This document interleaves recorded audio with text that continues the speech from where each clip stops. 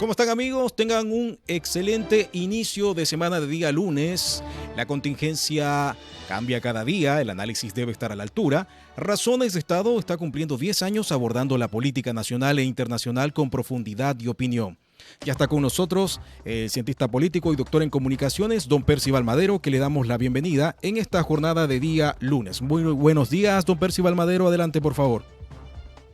Buenos días, Sandra, gusto saludarte y una abrazo cordial para ti, para ustedes, distinguidos profesores y televidentes en este 6 de abril, lunes, eh, donde han pasado cosas después de un feriado largo y donde tenemos que estar atentos a las circunstancias que se están viviendo en Chile y en el mundo.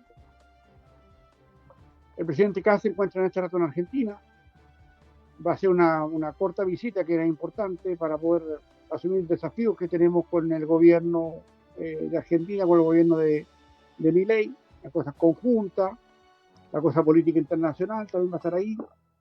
Hay todo un tema que no se habla o que no se ha dicho, pero que yo creo que va a estar dentro de la pauta de la conversación entre los presidentes y que tiene que ver con la inteligencia, ¿no?, que tiene Argentina respecto a los movimientos, que están, movimientos mapuches argentinos, con mapuches chilenos, y particularmente orientado a lo que ha sido fundamentalmente los últimos años de la coordinadora Arauco Mayeco, la CAM en la macrozona sur de Chile, porque Argentina, según ya lo hemos establecido, lo hemos sabido, tiene antecedentes bastante fidedignos respecto de cuál ha sido la colaboración, particularmente de las inteligencias, venezolanas y cubanas, para apoyar ese movimiento que de alguna manera Argentina está tratando de contener.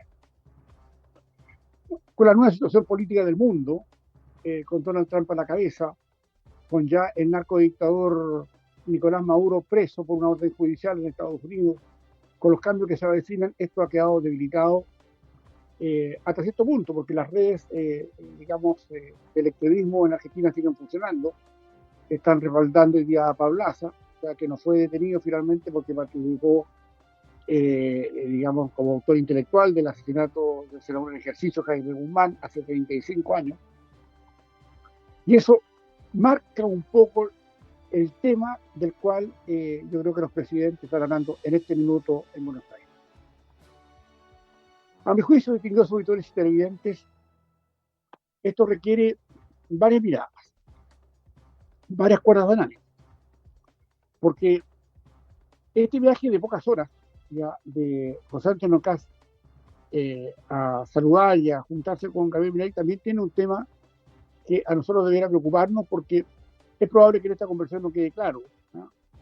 Pero sería interesante que nuestra Cancillería, como ya lo hemos señalado muchas veces acá en Razones de Estado, pusiera más atención respecto a todos los aspectos que se están formulando, que se están conversando respecto de nuestro estrecho de Magallanes.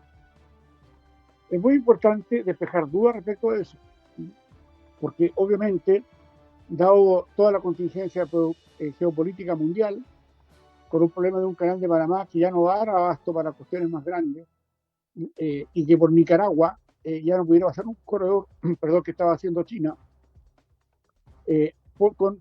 pone a nuestro estrecho de Magallanes en una situación muy especial. Y eso, con la mejor de las intenciones y con el mejor de los propósitos, quisiera, de alguna manera, difundir algo que nuestra Cancillería ya debiera estar en ejercicio de lo que se está haciendo ahí, y varios, me imagino, que estudios académicos deben estar poniendo sus ojos en ese aspecto, y por supuesto los militares.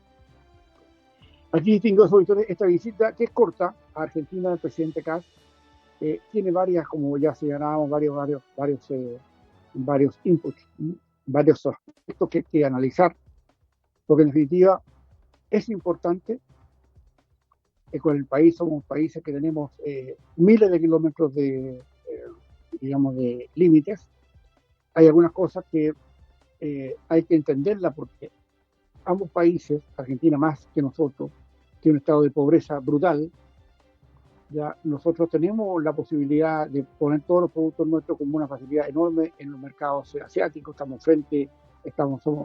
prácticamente dueños del Pacífico, de toda la parte sur del Pacífico, y es la línea natural para llegar a China con los productos argentinos, y obviamente los puertos chilenos y las condiciones chilenas para que Argentina pueda sacar sus productos podrían darnos ya de hecho nos dan, pero con forma masiva, con puertos muy interesantes, y cuestión que es importante señalar porque para el noreste argentino, toda la parte norte, ya le resulta muy interesante salir por el puerto de Chancay, Perú, con sus productos hacia China, particularmente hacia el Pacífico.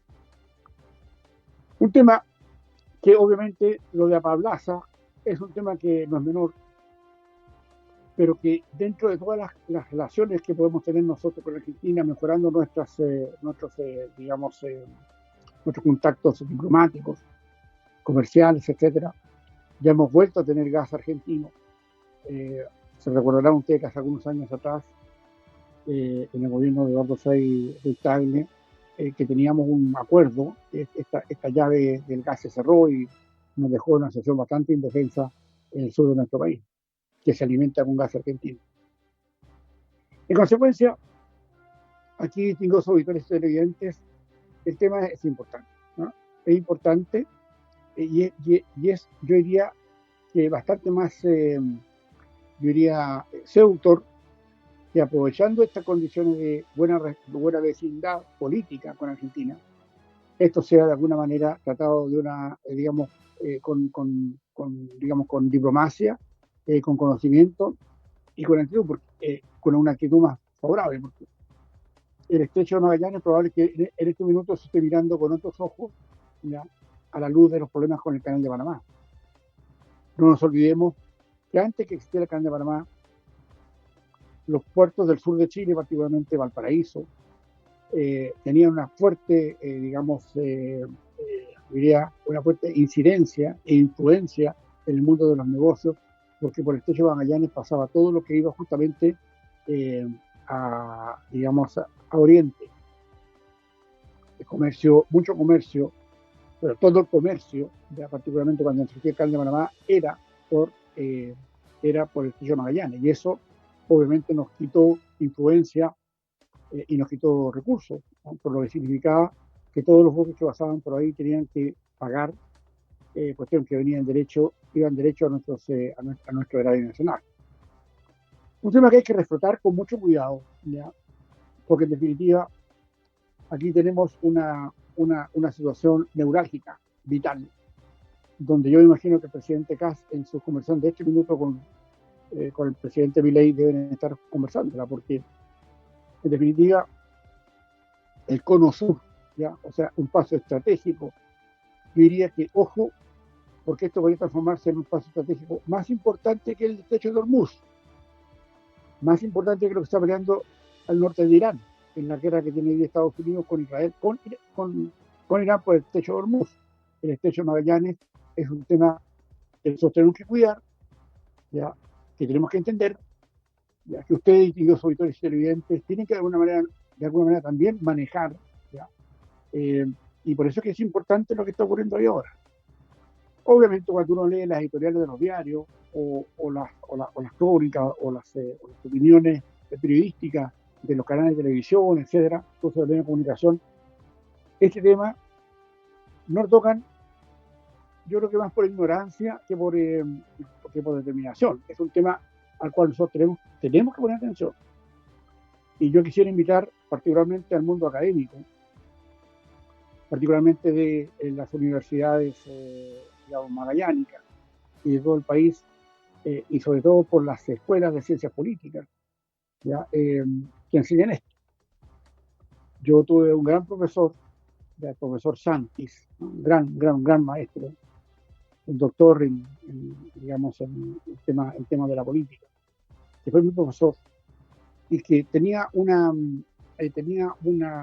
mirada muy especial respecto a esto, y hablaba de los corredores bioceánicos, de Santos con Antofagasta, etcétera, y hablaba muchas veces de lo que significaba. Estaba usted hablando hace más de 40 años. Y eso, distinguidos auditores y televidentes, es un tema que nuestra política, en nuestro Estado, nuestras instituciones, nuestro Congreso, particularmente eh, las comisiones de Relaciones Exteriores o las comisiones de defensa del Congreso, tanto la Cámara de Diputados como el Senado, deben, y ese deben lo coloco en negrillas, ya, y subrayado, y entre comillas, deben preocuparse. Y nosotros, los ciudadanos, entre comillas, y subrayado, debemos preocuparnos de eso. Es decir, cuando nosotros empezamos a dominar cuestiones de poder, ya como ha sido el esfuerzo que estamos haciendo hace 10 años acá en Razones de Estado para que se entienda en qué piso estamos parados, digamos. Y es lo que hemos buscado en estos 10 años, que usted también tenga esa concepción del poder, de cómo se hacen bien las cosas.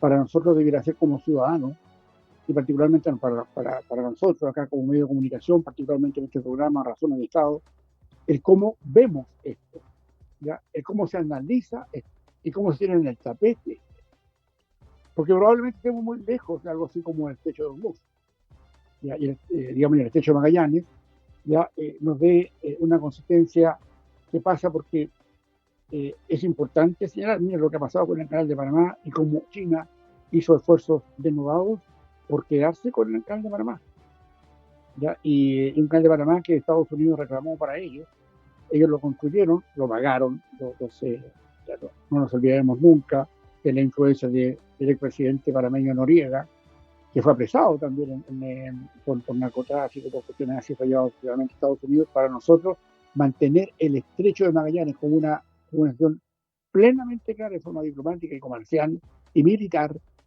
es importante que estemos frente a esto.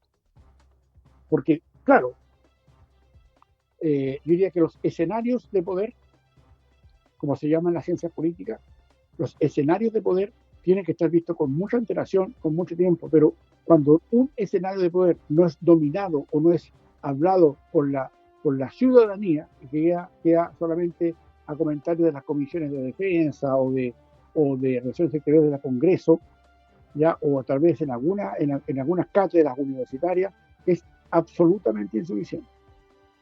Nosotros debiéramos asumir que tenemos una obligación de entender respecto de lo que significa con los temas de poder.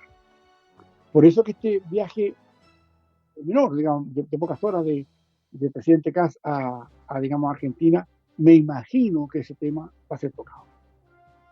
Yo apostaría que sí.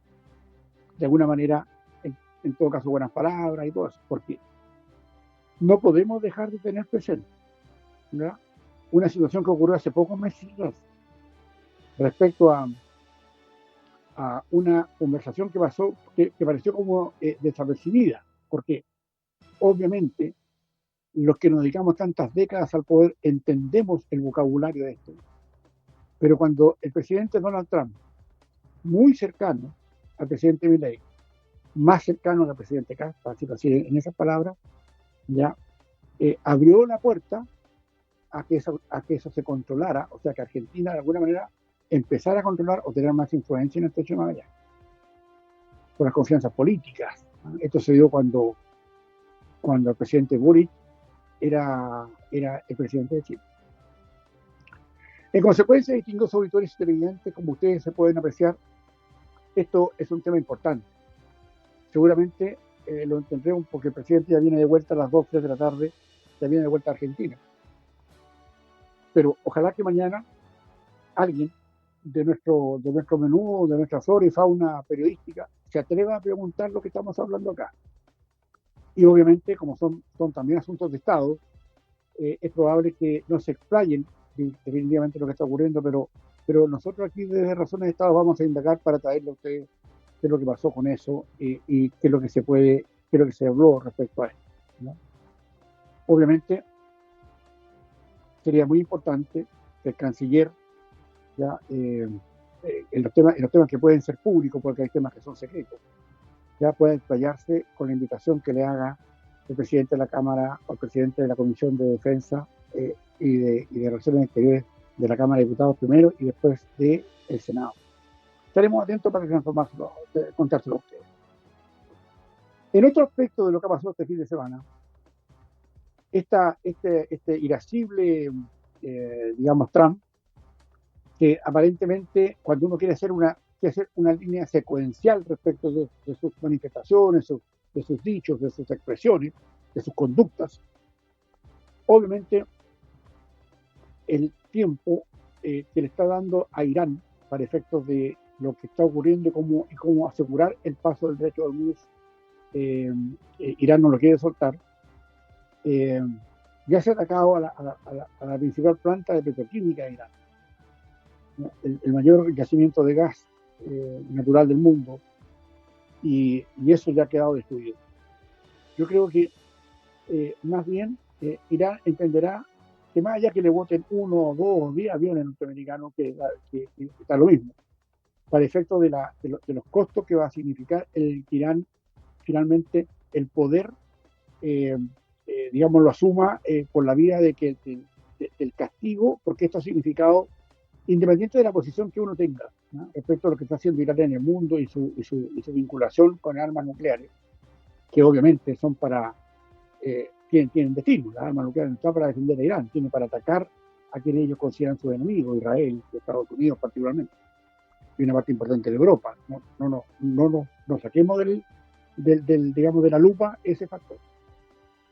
Aquí yo creo que hay una situación que hay que, digamos, entrar a picar, ¿no? Porque en definitiva lo que aquí se está haciendo es establecer, digamos, criterios que tienen que apuntar a una situación bastante, digamos, mayor. Donald Trump ha dado oportunidades dentro de todas sus lógicas, que muchas veces no conversan tanto con digamos, con el hacer de la diplomacia del mundo.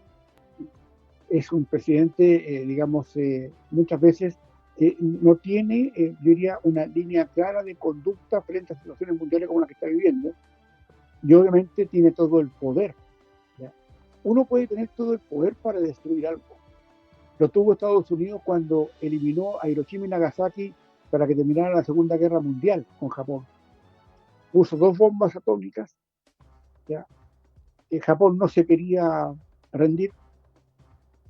No puso bombas atómicas en Tokio, las puso en Hiroshima y Nagasaki, matando a cerca de 200.000 personas. Y eso hace la rendición inmediata digamos, de Japón. Aquí estamos en un escenario que 80 años después podría estarnos frente a una circunstancia muy parecida, porque en el fondo no es que Estados Unidos vaya a lanzar una bomba nuclear en Irán. Se trata de disminuirle considerablemente las condiciones que den ellos de defensa para que liberen el estrecho de Hormuz, y a liberar el estrecho de Hormuz para poder pasar, digamos, buques que traen combustible y que han traído un tremendo escozor y problemas en todo el mundo, producto de los costos que tiene hoy día el combustible, y ya lo sabemos en Chile, claramente, y eso afecta a todas. Entonces uno dice, a ver, es verdad que Irán tiene sus propias propuestas y tiene sus propios afanes. Es un pueblo de 90 millones de habitantes, que es dirigido por una cuestión clerical, ¿no? Una cuestión más bien, hay una cuestión, digamos, vital en cómo se origina el poder en Irán, la forma en cómo ellos conciben las civilizaciones, ¿ya? En rigor visto de una lupa espiritual. Y eso obviamente, digamos, plantea una disposición política absolutamente distinta. Y eso es lo que está en juego. Es decir, Irán podría estrangular, digamos, la situación económica del mundo si cierra el paso del Hormuz. Y ante una situación muy adversa podría efectivamente revertirlo y decir, a ver, me van a atacar, ya me van a hundir económicamente durante décadas, yo también lo voy a hundir a ellos cerrando el estrecho de Hormuz. Y eso es lo que se está tratando de negociar, y ante la negativa de Irán de abrir los pasos a todos los buques digamos, que pasan por combustible por el estrecho de Hormuz, Trump contraataca. ¿ya? Israel contraataca. Y eso, obviamente, hoy día afecta. Y hoy día un gran plan y una gran discusión política en Chile tiene que ver por las razones de lo que está pasando en el estrecho de Hormuz. Es decir, subieron los combustibles, ya la oposición declara a un gobierno indolente que no tiene que ver con las cosas que están, digamos, no hay un gobierno indolente entre comillas, que no tiene plata para nada, ya no puede colocar ni un peso porque no lo tiene para poder amortiguar, salvo que ir a comprar más deuda de la que está, etcétera, etcétera. Entonces, claro, aquí ya es una conversación de Estado. Es una cosa de bastante más peso que la cosa de la pura comidilla política. Acá estamos nosotros hoy día bajo el imperio de un problema que no fue causa de Chile, que es causa de una guerra que no es nuestra, ya que es una guerra que digamos, de alguna manera Estados Unidos y Israel están librando contra Irán porque lo quieren hacer desaparecer como yo diría, eh, como amenaza. Y eso, distinguidos auditores, es una cuestión que nos guste, nosotros o no, es muy difícil vivir con un vecino o con alguien dentro del barrio del mundo me refiero, ya que te quiere eliminar, ¿ya? Como lo ha sido en todos sus discursos políticos lo que ha hecho Irán. En consecuencia, cuando uno asume todo lo que está ocurriendo, tengo algunos problemas de conexión. Perdón. Déjeme un segundito. Mire, cuando estoy conversando, miren acá, estamos en directo, ¿eh? Ustedes lo que acaban de escuchar es cuando Siri, ¿ya? Me quiere conversar, cree que le estoy conversando a él. Bueno, un detalle y una anécdota de este dólar. Ya la he puesto en silencio para que Siri no nos moleste, ¿ya? En consecuencia, cuando uno asume el problema de que pasa en Irán y los costos y las repercusiones que se han tenido en todo el mundo y particularmente en Chile, uno se debe preguntar si esto se va a acabar eliminando a Irán. Eliminando entre comillas, ¿ya? Estados Unidos, para terminar la Segunda Guerra Mundial, no eliminó a Japón. Le puso un severo castigo para decirle, mire, si usted no para esto, ya hay más bombas atómicas para todas sus ciudades. El poder distinguido de los auditores televidentes siempre fue así.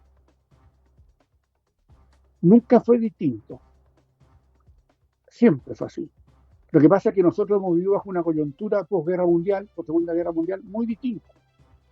Pero cuando usted examina todos los poderes que tuvimos en el mundo, desde que el mundo, ya siempre el tema del más fuerte, entre comillas, o del que tiene las armas o el que tiene la mejor posición de poder, la usa para su beneficio. Y eso, y bueno, inventamos la democracia hace solo 300 años, ¿ya? Y dijimos, mire, para que estemos todos,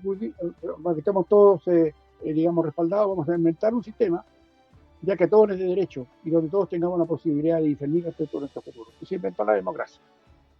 Ahí está. La pregunta es, ¿cómo se la hacen los chinos? ¿Sirvió de algo la democracia para arreglar los problemas?